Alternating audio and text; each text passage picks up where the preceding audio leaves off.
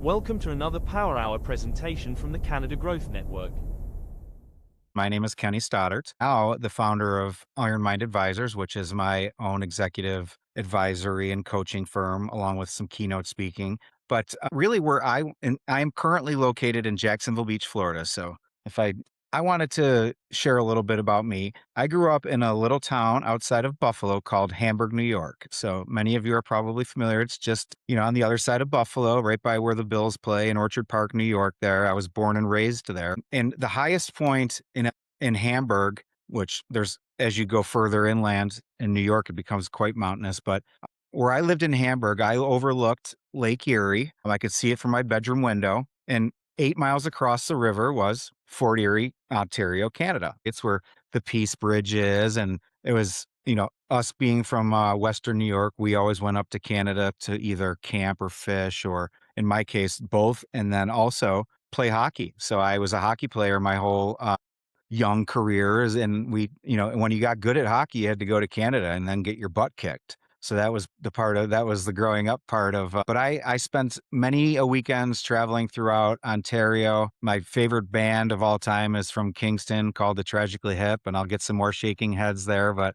I followed them through my entire, very pivotal days in my high school and late 80s, all through the 90s, and then all the way up until the final show in Toronto in 2016, I believe it was. But that was kind of my Canada story. And then fast forward a little bit. And, when I was 18, I left Western New York and landed myself at the Citadel, which is a military college in South Carolina. So I was, really fresh out of New York, born and raised, and, decided to up my challenges a little bit and go to the Citadel, which was, it was and still is. It's a very challenging military school to get through, great education. It's got military and leadership components, all of which I'm super proud of. And, I graduated from the Citadel, and it was, this is no, so we're going to play the clock a little bit. So I graduated in 1997. And if we look back at that time period, the first Gulf War was just coming to an end. It was a time of peace in 1997. And there was our president at the time in the United States was Bill Clinton. And there was a major military cutback after the first war. And I was offered the option to forego my military obligations because of the military spend back and essentially enter the real world. Now, at the time, the real world looked like the dot-com boom was about to take off, right? So I was, a month after I graduated in 1997, I drove to Atlanta, Georgia, and I was hired by a company at the time called Secure IT. And that is where I started my 27-year journey in, at the time, what we called internet security. And ultimately, over the years, became where it's at now, cybersecurity. And I noticed a few things on one of Trevor's slides. He had an SSL logo for some reason or another. I think it was, but that was really where I played most of my career, in the encryption, SSL, e-commerce security role. And I worked for companies. So I went through a wild ride, if you will. Secure IT was bought by VeriSign in 1998 within my first year of being there. I went from VeriSign to another startup called GeoTrust, which was then again acquired by VeriSign in 2000, which was acquired by Symantec in 2011, which was acquired by Broadcom in 2020, I believe. So that was the wild ride that I was on in the encryption space. And I was in a role of, really from the infancy of website security, I was playing in, like, when the first questions came out, like, well, we need to take credit cards on our, we need to be able to accept credit cards on our website. Okay. How do we secure it? And that was where SSL came in, and encryption really solved that problem. And quite frankly, still does to this day. It's a solution that really, encryption and the strength of it has changed, but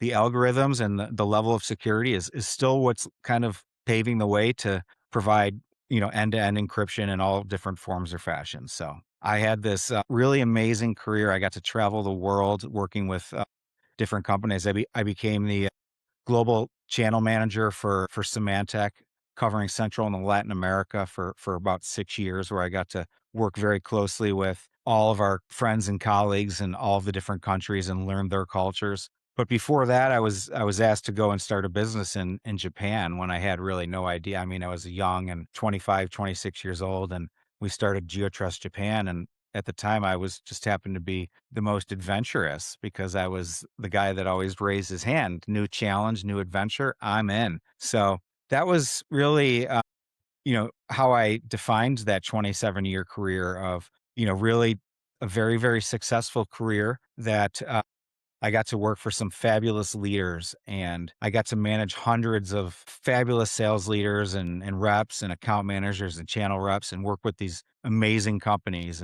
and be all over the world and, representing big brands and doing multi-million dollar transactions and just really having a phenomenal career. And that was great. Fast forward until, I was in my late 40s. I'm just to clear any confusion, I'm now 52. So just over the past few years, I struggled with what is what we call executive burnout.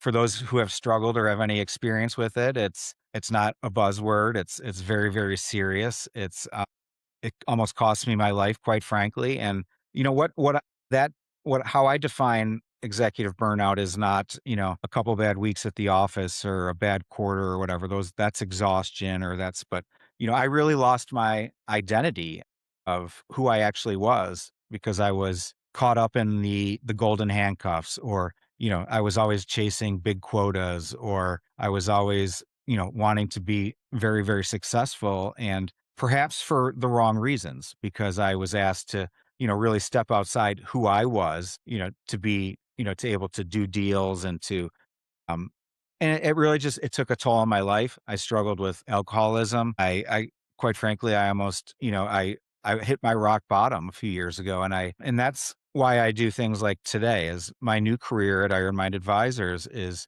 helping other people navigate similar struggles because, I learned a lot from that, and I was fortunate enough to be able to recognize the fact that the trajectory was not good for me and I needed to make some changes. And that's what I did. So I decided to go to the Betty Ford Clinic for rehab to get that portion of my life cleared up, because anybody that knows or who has had family members struggle with alcoholism, it's also not funny. Or I know we don't think no one thinks that it is, but it's just such a terrible thing. Even for someone that despises it as much as I do, I really struggled breaking my ways and my habits from it. So I decided to get help, and then I also decided to go back to get my master's in licensed mental or clinical mental health counseling, so I can help other people not only walk through those challenges like I mentioned, but understand the behavior of the brain and addiction and why we make some of the decisions we do. Not always bad ones. And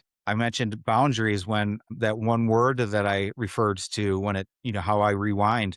For many years, I didn't have boundaries, right? And that was one of the first major changes that I made to my life when I was rebuilding my own identity, which is another reason why I focus on identity gain now. Because, like I said, for 27 years, it was talking about identity loss or protection or theft. And then I also lost my own identity. Truly, I did. And now I've got it back to being the best version of myself that I've always wanted to be. It's truly amazing. It really is. And I'm not saying that because like, I was touched by, like I said, I was almost down and out, even perhaps dead. But now, like I said, I'm about to graduate from Liberty University with now my second master's. I've been guided in such a path to be able to help others that are, I was the person, I was the salesperson, I was the guy that was always in the airports, I was the one that was stretching it too thin. And now I'm trying to give back not only to people like us, but to the people that work, to the younger generations that are entering that same phase, about what it means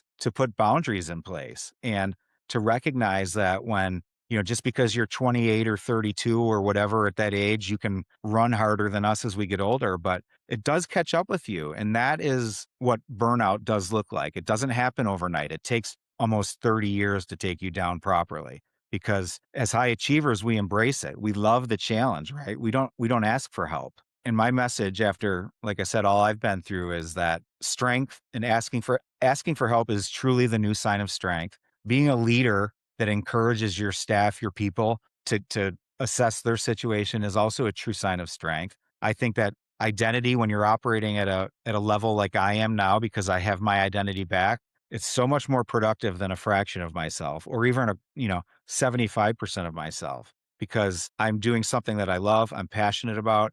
I'm doing what I want to do. And I know we can break that down in so many ways, but it's truly phenomenal what we can do. And I know there's people on this call right now that are truly passionate about what they do. And they probably have at one time been in a position where they might not have been. And you can see the difference. But when we apply that to an organizational model and how I work with organizations to just improve performance at an identity level has been so fabulous for me because it justifies some of the challenges that I faced because now I've learned from them and I'm giving back to others. And that's my story. And the, it can go on and on and on, but the point is my key word is boundaries because I know what burnout truly feels like. And there are all these different symptoms.